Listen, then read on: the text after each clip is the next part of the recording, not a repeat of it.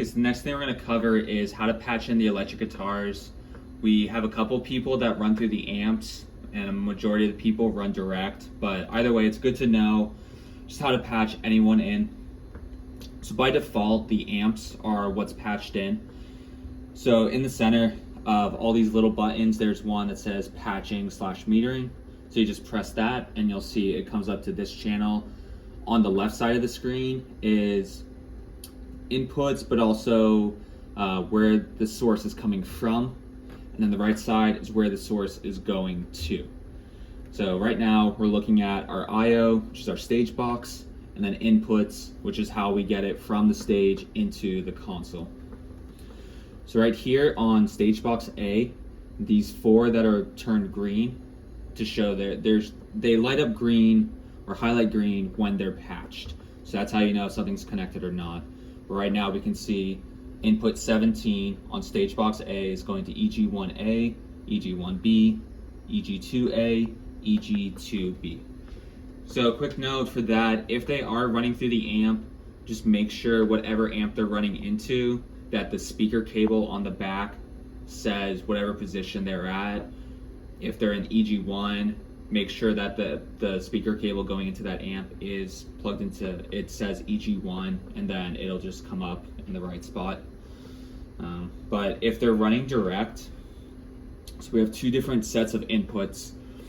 If someone is running direct, we're going to come down to this stage box B, and these four grayed out inputs in the corner are our direct inputs from the stage. So right now they don't say anything because they're not patched in, but input 5 and input 6 on stage box B are the XLRs that are located directly next to the drum set.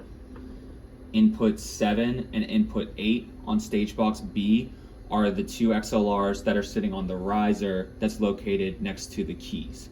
So let's say we've got our EG2 player who's standing on the riser. I'm going to patch him in, so I'm going to come up here and select auto. So right now it's on single, I'm going to go to auto. I'm going to select these two like that. Now you see they're yellow to know that's selected. And now we have to tell the console where those sources are going to.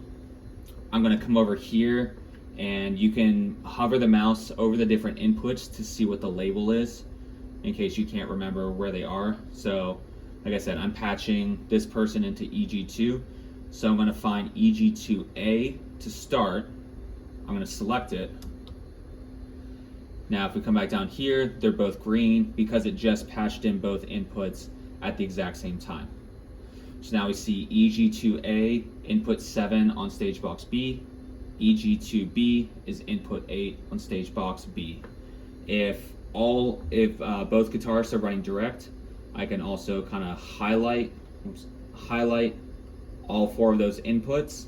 And again, it's going to patch them in order, so I need to make sure I'm starting with the first, knowing where this one's going to go, which is my EG1A. So right now it says input 17, stage box A, because that's still the guitar amp.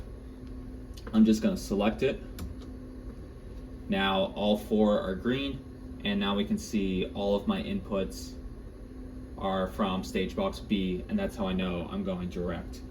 Now, if they're already patched in direct, but they say they want to run an amp or something, you know, it's the exact same order, just with the stage box A inputs. So if both guitarists are going to run amps, I can select all four of these inputs, 17 through 20 on stage box A. Same thing, I'm going to come to my very first channel because it will patch them in order sequentially. So all your inputs that you're patching it to have to also be in order.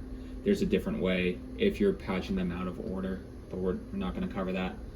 So now just press, and now we can see these four grayed out, these four turned yellow or green, and now over here I can see that all of those inputs are coming from stage box A.